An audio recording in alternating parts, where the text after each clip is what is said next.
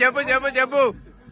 ఇప్పుడు మన Warangal railway station అండ్రా bridge ఉన్నా, ఓకే, అండ్రా బ్రిడ్జ్ దగ్గర నుంచి మొదలు పెడితే కోసామాన్ పోయే వరకు ఎన్ని రిక్షాలు లోపడతాయో, ఎన్ని గోడ సోడా కంపెనీలు లోపడతాయో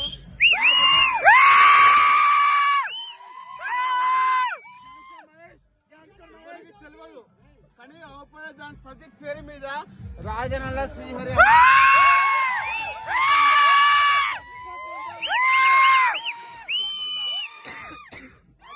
తెలియదు. అది పేద ప్రజలకు ఒక ముందు చూపు చూపించి ముందుకు పంపించాలనే ఆశతో ఒకటే ఒకటే కోసం వాళ్ళకు ఒక రిక్షాను లేకుంటే గోడి చూడని లేకుంటే దానికి దీనికి లాక్డౌన్ లో ఎవరు పంపించారు? ఎవరులే రాజా అన్న శ్రీహరి అన్న ఒక్కటే. బియ్యం బత్తా బియ్యం బత్తా ఒక్కరికి కొన్ని వేల మందికి పంచిండు.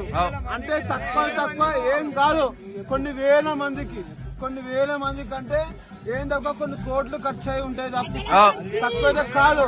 కానీ మన ప్రజలకు అండగా నిలిచేటోడు తప్పగా మన ఎప్పటికీ కృషి ఉండాలి.